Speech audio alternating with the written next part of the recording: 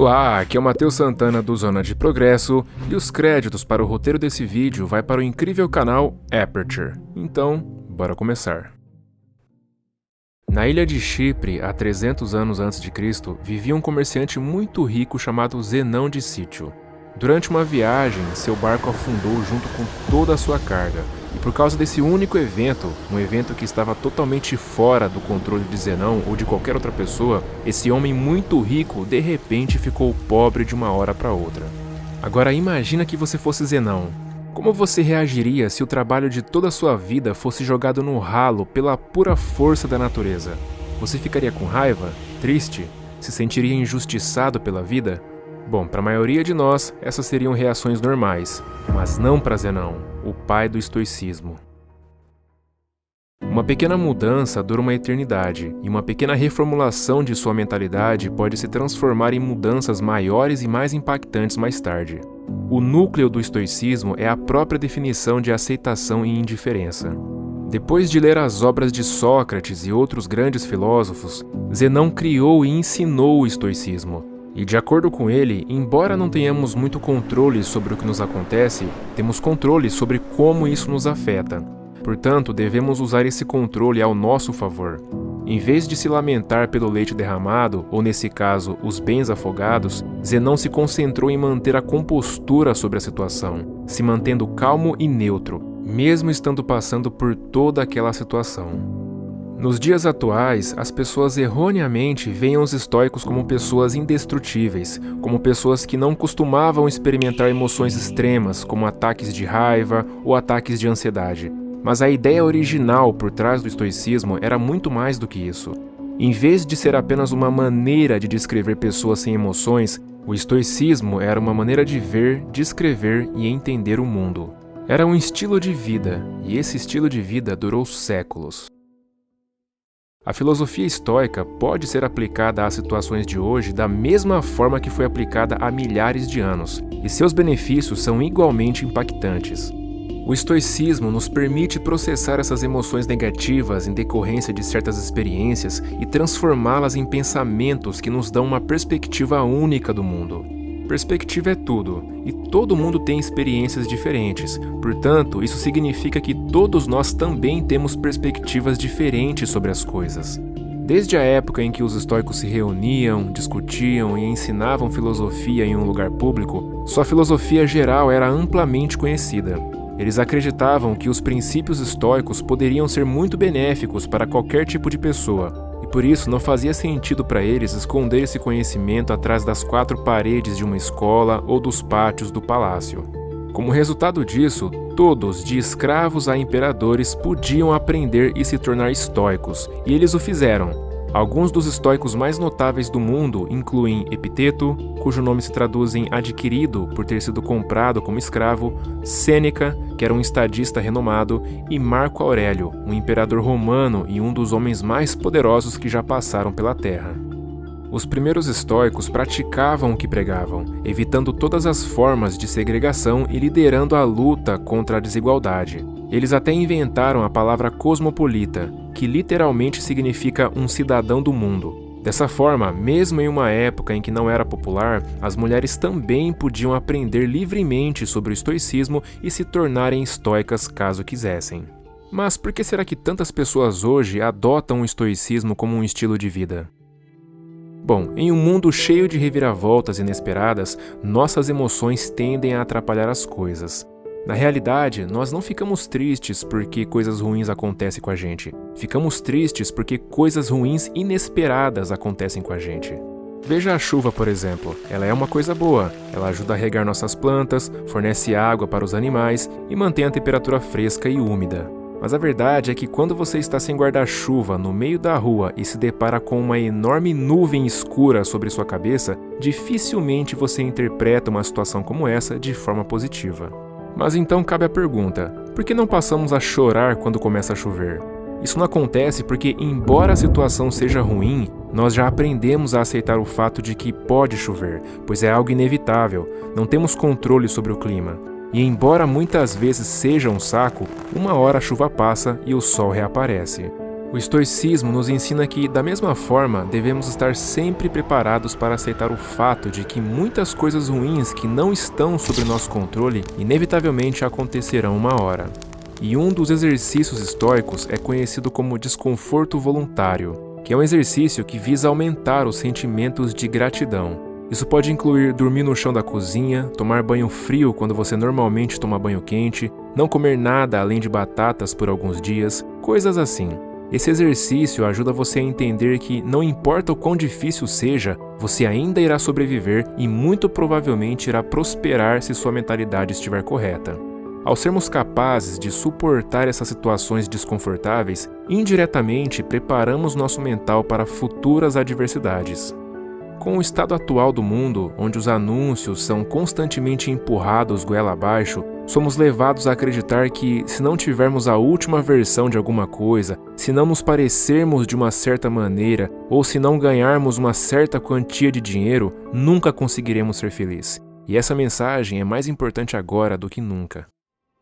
Nós viemos ao mundo sem saber quase nada. Crescemos aprendendo coisas em casa, na escola e observando o mundo através das nossas próprias lentes.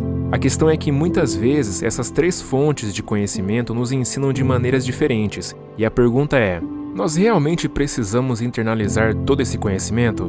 Porque se fizermos isso, podemos estar estabelecendo expectativas irreais para nossas vidas, mesmo que sem saber, o que acabará nos deixando desapontados e insatisfeitos no final.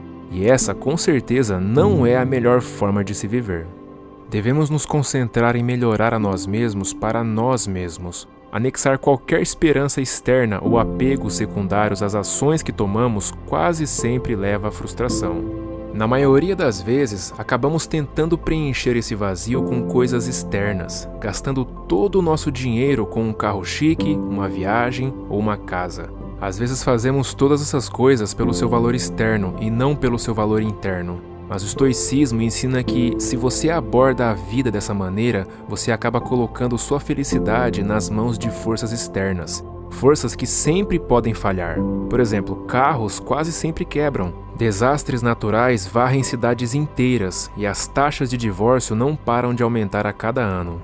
Mas mesmo as coisas gratuitas da vida têm um custo, que é o custo do espaço, tanto físico quanto mental. Como Sêneca escreveu certa vez, aprender a viver com menos criará espaço em sua vida para as coisas que realmente importam para você. Nós devemos colocar nossa felicidade em nosso valor intrínseco como seres humanos, e não em coisas que temos ou que podemos adquirir fisicamente. Devemos escolher fazer o nosso melhor para manter a cabeça fria, independentemente do que a vida nos der. Porque, seja lá o que quisermos, no fim das contas não temos nenhum controle sobre a maioria das coisas que nos acontecem, mas temos todo o controle sobre como reagimos a essas coisas. E essa é a dicotomia do controle, o princípio mais importante da filosofia estoica. Os estoicos ensinam que você deve julgar o sucesso do seu trabalho com base na quantidade de esforço que você coloca, e não no resultado que esses esforços geram. Então simplesmente confie no processo. Veja só, pense em um funcionário que tem trabalhado duro em seu emprego nos últimos 6 meses. Ele agora sente que merece uma promoção, então resolve ir até o seu chefe com o seu relatório de desempenho debaixo do braço. O patrão agradece pelo resultado, mas não lhe dá a promoção. E aí ele vai para casa chateado, achando que deve ser um péssimo funcionário. Ele não considera que seu chefe pode simplesmente estar num dia ruim, ou que uma outra pessoa pode ter sido mais qualificada naquele momento, ou que talvez a empresa estivesse passando por uma fase ruim e simplesmente não pudesse pagá-lo. Ele não sabe o motivo, mas o fato é que ele ainda vai continuar chateado por um bom tempo. Mas olha só, se ele simplesmente colocasse seu valor na qualidade do relatório de desempenho que entregou e continuasse fazendo o que estava fazendo para ganhar a promoção que desejava, ele poderia ter ficado muito mais feliz no geral. Com a perspectiva certa, seu objetivo não teria sido fracassado, mas apenas prolongado. É essa reformulação de mentalidade que é crucial.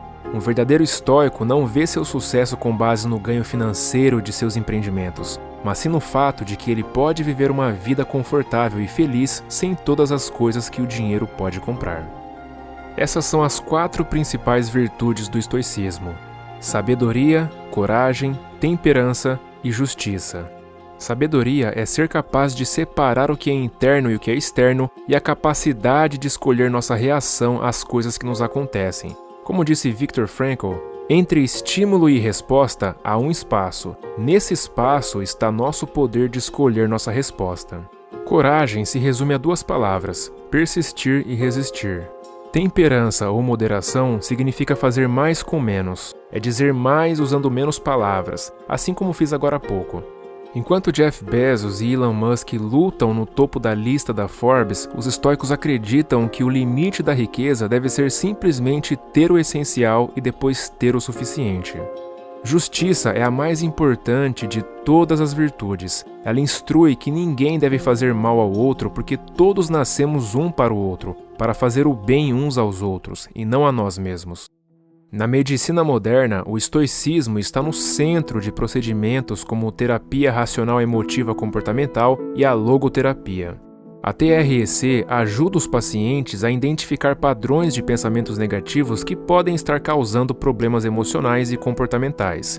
Ela permite que você desafie o raciocínio por trás de todos esses pensamentos negativos com lógica, e quando perceber que muitos deles são infundados, poderá substituí-los por crenças mais produtivas e saudáveis. A logoterapia, por outro lado, se baseia no princípio estoico de que os seres humanos são movidos por propósitos. Mesmo nas situações mais sombrias, podemos preencher nossas vidas com significado e felicidade simplesmente descobrindo qual é esse propósito. Mas como muitos de nós sabemos, isso é mais fácil falar do que fazer, só que isso é um processo, assim como todo o resto. E para resolver nossos problemas com a felicidade, devemos praticar a autoestima. Ao redirecionar nossa definição de valor para as coisas que podemos controlar, podemos parar de nos fixar nas coisas que não temos controle e nos fixar naquilo que já temos para levar uma vida muito mais feliz e gratificante. O estoicismo nos ajuda a atravessar tempestades passadas e presentes em águas mais calmas e pacíficas. E se porventura nosso navio afundar e todos nós nos afogarmos, podemos ter paz no fato de que vivemos uma vida boa, embora não tão boa quanto esperávamos. Pois lembre-se, tudo tem um fim. Bom, e para contribuir mais ainda com o seu desenvolvimento pessoal, eu quero te indicar a leitura de um e-book gratuito com 15 ideias para você ler mais e melhor e levar sua leitura para um próximo nível. Afinal, eu acredito que a leitura, principalmente de livros, tem o poder de mudar as pessoas e o mundo para melhor.